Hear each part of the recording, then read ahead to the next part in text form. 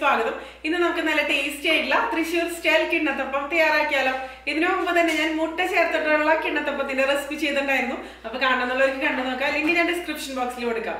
അപ്പോൾ നിങ്ങൾ ഇതുവരെ ഈ ചാനൽ സബ്സ്ക്രൈബ് ചെയ്തിട്ടില്ല എന്നുണ്ടെങ്കിൽ, വീഡിയോ ഇഷ്ടപ്പെട്ടെന്നുണ്ടെങ്കിൽ എന്തായാലും ഒന്ന് സബ്സ്ക്രൈബ് ചെയ്യാൻ മറക്കരുത്. അതുപോലെ വീഡിയോ മുഴുവനായിട്ട് കാണാം, അതിനുശേഷം തയ്യാറാക്കി നോക്കാം.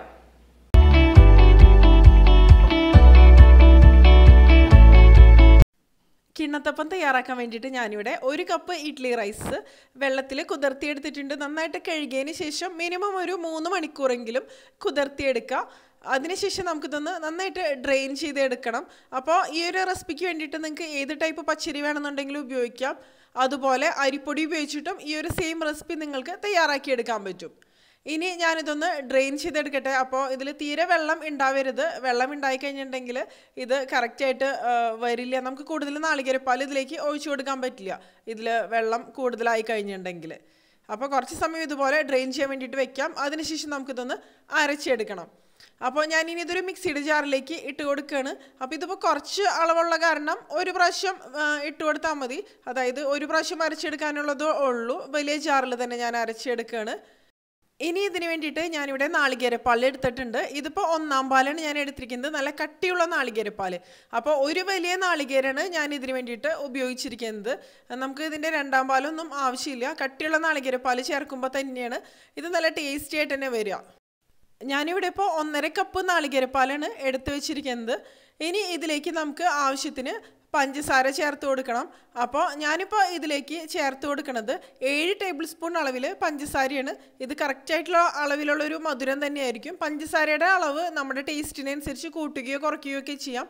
പിന്നെ ഇത് സ്റ്റീം ചെയ്ത് എടുത്തതിന് ശേഷം ആകുമ്പോൾ കുറച്ച് മധുരം ഒന്ന് കുറഞ്ഞു വരുമല്ലോ. അപ്പോൾ കുറച്ച് മധുരം ഉണ്ടായിരിക്കണം. പിന്നെ കിണ്ണത്തപ്പൊക്കെ ആകുമ്പോൾ മധുരം ഉണ്ടെങ്കിൽ തന്നെയല്ലേ കഴിക്കാൻ നല്ല ടേസ്റ്റി ആയിട്ട് തന്നെ വരുള്ളൂ. ഇനി ഇതിലേക്ക് നമുക്ക് നാളികേരപ്പാൽ ഒഴിച്ചു കൊടുക്കുക. അപ്പോൾ ആദ്യം ഒഴിക്കുമ്പോൾ കുറച്ച് ഒഴിക്കുക. എല്ലാം കൂടി ഒരുമിച്ച് ഒഴിച്ചു കഴിഞ്ഞിട്ടുണ്ടെങ്കിൽ ഇത് നന്നായിട്ട് അരഞ്ഞ് കിട്ടില്ല. കുറേശ്ശെ ആവശ്യത്തിനനുസരിച്ച് മാത്രം ഒഴിച്ചിട്ട് നല്ല പേസ്റ്റ് പോലെ തീരെ തരികളൊന്നും ഇല്ലാതെ തന്നെയാണ് നമുക്കിത് അരച്ചെടുക്കേണ്ടത്.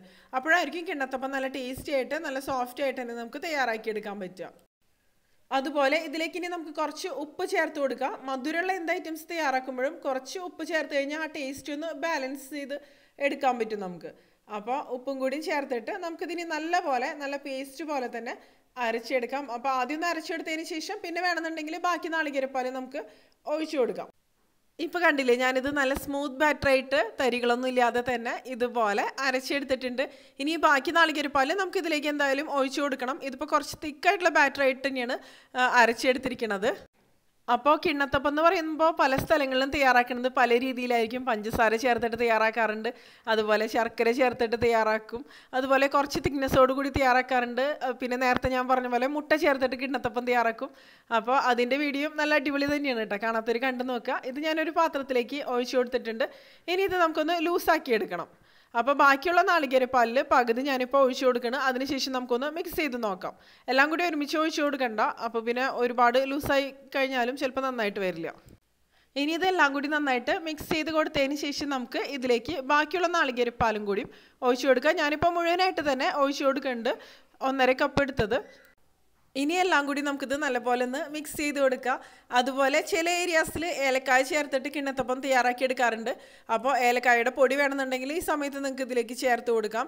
അതുപോലെ ജീരകം വേണമെന്നുണ്ടെങ്കിൽ അരച്ചെടുക്കുന്ന സമയത്ത് ഇതിലേക്ക് ചേർത്ത് കൊടുക്കാം. അല്ലാന്നുണ്ടെങ്കിൽ നമ്മൾ ആവിയിൽ വേവിച്ചെടുക്കില്ലേ, ആ ഒരു സമയത്ത് ഒരു 3/4 ഭാഗത്തോളം കുക്കായി കഴിയുമ്പോൾ ജീരകം അതിൻ്റെ മുകളിലൊന്ന് ഇട്ട് കൊടുത്താലും മതി. എങ്ങനെ വേണമെന്നുണ്ടെങ്കിലും ചെയ്യാം. എനിക്കിപ്പോൾ ജീരകം താല്പര്യമില്ലാത്ത കാരണം ഞാനിതിൽ ജീരകം ചേർത്തിട്ടില്ല എന്ന് മാത്രം. ഇനി ഞാനിതിപ്പോൾ ഒന്ന് അരിച്ചെടുക്കണം. അപ്പോൾ അരിച്ചെടുക്കുമ്പോൾ ചെറിയ ഹോൾസുള്ള അരിപ്പോയി കൂടെ അരിച്ചെടുക്കുന്നതാണ് എപ്പോഴും നല്ലത്. തീരെ തരികൾ ഉണ്ടാവരുത്. തരികൾ തീരെ ഇല്ലാതെ ഇരിക്കുമ്പോൾ തന്നെയാണ് കിണ്ണത്തപ്പം നല്ല സോഫ്റ്റ് ആയിട്ട് തന്നെ മാറുക. അപ്പോൾ ഇതുപോലെ ചെറിയ ഹോൾസുള്ള അരിപ്പോയി കൂടെ അരിച്ചെടുക്കാൻ പറ്റുകയാണെന്നുണ്ടെങ്കിൽ അതാണ് നല്ലത്. അല്ലാന്നുണ്ടെങ്കിൽ നിങ്ങൾക്കൊരു തുണി കൂടെ അരിച്ചെടുക്കാം.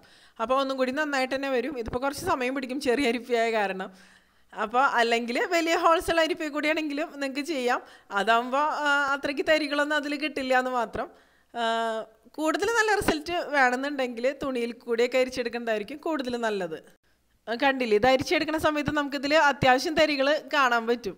അപ്പോൾ ആ തരികളൊന്നുമില്ല എന്നുണ്ടെങ്കിൽ മാറ്റിക്കളയുക, അല്ലെങ്കിൽ വീണ്ടും ഒന്നും കൂടി അരിച്ചെടുക്കുക, അങ്ങനെ ചെയ്യുക. അല്ലെങ്കിൽ ഇതുപോലെ വലിയ ഹോൾസുള്ള അരിപ്പിൽ കൂടെ അരിച്ചെടുക്കുക. പക്ഷേ ഇതിൽ തരികളൊന്നും കിട്ടണില്ല നമുക്ക്, കണ്ടില്ലേ ഡിഫറൻസ് കണ്ടില്ലേ. അപ്പോൾ ക്ഷമയില്ലാത്തവരാണെന്നുണ്ടെങ്കിൽ ഇതുപോലെ വലിയ ഹോൾസുള്ള അരിപ്പിൽ കൂടെ അരിച്ചെടുക്കാം. പക്ഷേ ഞാൻ പറഞ്ഞല്ലോ, കൂടുതൽ നല്ല റിസൾട്ട് വേണമെന്നുണ്ടെങ്കിൽ തരികൾ ഉണ്ടാവരുത്, അപ്പോഴായിരിക്കും നന്നായിട്ട് വരിക. ഈ ഒരു ബാറ്ററി ഈ ഒരു രീതിയിൽ നല്ല ലൂസായിട്ട് തന്നെയാണ് ഞാൻ തയ്യാറാക്കി എടുത്തിരിക്കുന്നത്. ഇനി നമുക്കിതൊന്ന് സ്റ്റീം ചെയ്തെടുക്കണം. കണ്ടില്ലേ, അത്യാവശ്യം നല്ല ലൂസ് തന്നെയാണ് ഈ ഒരു ബാറ്റർ എന്ന് പറയുന്നത്.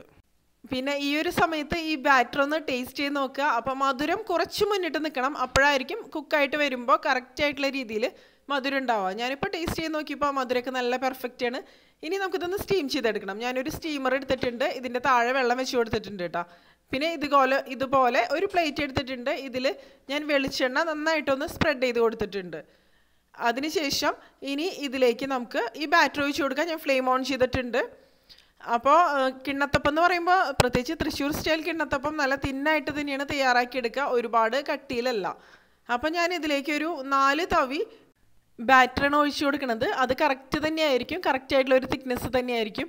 പിന്നെ ഞാനിത് ഫെർമെൻറ്റ് ചെയ്തൊന്നും എടുത്തിട്ടൊന്നുമില്ല, നമ്മളിത് അരച്ചെടുത്ത അപ്പം തന്നെയാണ് ഇത് തയ്യാറാക്കിയെടുക്കണത്. കിണ്ണത്തപ്പം എന്ന് പറയുമ്പോൾ സാധാരണ ഫെർമെൻറ്റ് ചെയ്തൊന്നും എടുക്കാറില്ലല്ലോ.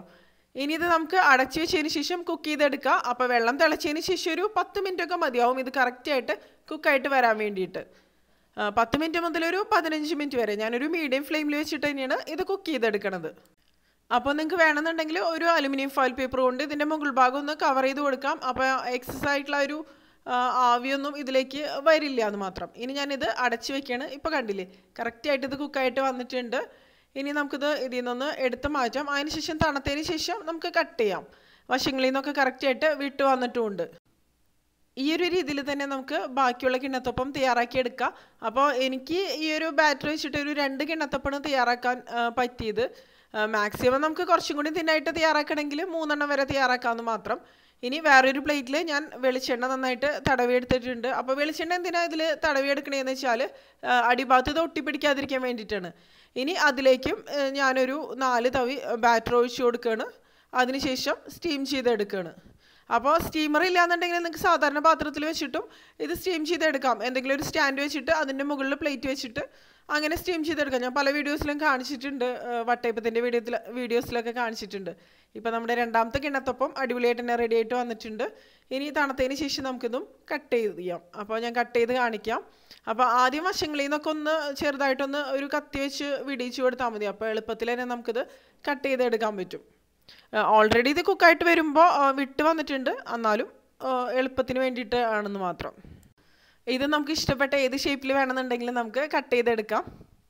അപ്പോൾ വശങ്ങളിൽ നിന്നൊന്ന് വിടിയിച്ചിട്ടുണ്ട്. ഇനി നമുക്കിതൊന്ന് കട്ട് ചെയ്തെടുക്കാം. ഞാനിപ്പോൾ സാധാരണ കുറച്ച് വലിയ പീസസ് ആക്കിയിട്ട് തന്നെയാണ് കട്ട് ചെയ്തെടുക്കണത്. അതുപോലെ ഇത് ഫുള്ളായിട്ട് കുക്കായിട്ട് വരുന്നതിന് മുമ്പ് നിങ്ങൾക്ക് ഇതിൻ്റെ മുകളിൽ ജീരകം ഇട്ട് കൊടുക്കാം, അതായത് ക്യുമിൻ സീഡ്സ് ഇട്ട് കൊടുക്കാം, അല്ലെങ്കിൽ കാഷ്യൂനട്ട്, കിസ്മിസ്, ചെറി, അങ്ങനെ നമുക്ക് ഇഷ്ടപ്പെട്ട എന്ത് വേണമെന്നുണ്ടെങ്കിലും ഇട്ട് കൊടുക്കാം. ഞാനിപ്പോൾ ഒന്നും ഇട്ടിട്ടൊന്നുമില്ല, പ്ലെയിനായിട്ട് തന്നെയാണ് തയ്യാറാക്കിയിരിക്കുന്നത്. കണ്ടില്ലേ, നല്ല സോഫ്റ്റ് ആയിട്ട് നല്ല തിന്നായിട്ട് തന്നെ തയ്യാറാക്കിയെടുത്തിട്ടുണ്ട്. അടിപൊളിയായിട്ട് തന്നെ വന്നിട്ടുണ്ട്. അപ്പോൾ ഞാൻ നേരത്തെ പറഞ്ഞല്ലോ, ഇതിനു മുമ്പ് ഞാൻ മുട്ട ചേർത്തിട്ടുള്ള കിണ്ണത്തപ്പത്തിൻ്റെ റെസിപ്പി ചെയ്തിട്ടുണ്ടായിരുന്നു എന്ന്. അതെന്ന് പറയുന്നത് ഇതിനേക്കാളും ഒന്നും കൂടിയും ടെക്സ്ചർ വൈസ് നോക്കുമ്പോഴും ടേസ്റ്റ് വൈസ് നോക്കുമ്പോഴും നല്ല സൂപ്പർ തന്നെയാണ്. അപ്പോൾ ഇതും നല്ല അടിപൊളിയായിട്ട് തന്നെ വന്നിട്ടുണ്ട്. അപ്പോൾ ഈ ഒരു രീതിയിൽ കിണ്ണത്തപ്പം നിങ്ങൾ തയ്യാറാക്കി നോക്കിയിട്ടില്ല എന്നുണ്ടെങ്കിൽ തയ്യാറാക്കി നോക്കുക. കാരണം ഓരോ ഏരിയയിലും ഓരോ രീതിയിലല്ലേ കിണ്ണത്തപ്പം തയ്യാറാക്കിയെടുക്കാം. പിന്നെ ഈ ഒരു സ്നാക്ക് എന്നൊക്കെ പറയുമ്പോൾ തയ്യാറാക്കിയെടുക്കാൻ വളരെ എളുപ്പമാണ്, വലിയ ബുദ്ധിമുട്ടൊന്നുമില്ല.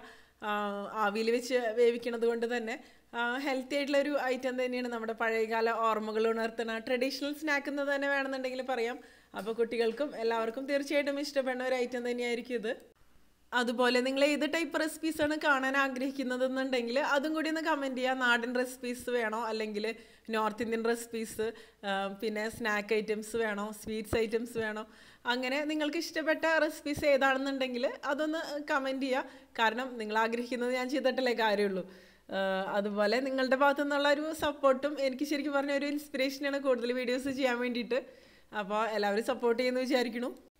ഇനിയിപ്പോൾ ഞാനിത് ഫോട്ടോ ഒക്കെ ഒന്ന് എടുത്ത് കൊണ്ടുവരട്ടെ, അതിന് ശേഷം ഞാൻ കാണിച്ചു തരാം. അപ്പോൾ നമ്മുടെ കിണ്ണത്തപ്പം നല്ല സോഫ്റ്റ് ആയിട്ട് അതുപോലെ നല്ല ടേസ്റ്റി ആയിട്ട് തന്നെ വന്നിട്ടുണ്ട്. കണ്ടില്ലേ, നല്ല തിന്നായിട്ട് തന്നെയാണ് ഞാനിത് തയ്യാറാക്കി എടുത്തിരിക്കുന്നത്. മധുരമൊക്കെ നല്ല പെർഫെക്റ്റ് ആയിട്ട് തന്നെയാണ് എനിക്ക് തോന്നുന്നത്. അപ്പോൾ എല്ലാവരും തയ്യാറാക്കി നോക്കിയതിന് ശേഷം നിങ്ങളുടെ അഭിപ്രായങ്ങൾ പറയാൻ മറന്നു വരരുത്. നിങ്ങളുടെ സപ്പോർട്ട് എപ്പോഴും എനിക്ക് വേണം. പിന്നെ നിങ്ങൾക്ക് വീഡിയോ ഇഷ്ടപ്പെട്ടുന്നുണ്ടെങ്കിൽ നിങ്ങളുടെ കൂട്ടുകാരിലേക്കൊക്കെ ഒന്ന് ഷെയർ ചെയ്ത് കൊടുക്കുക.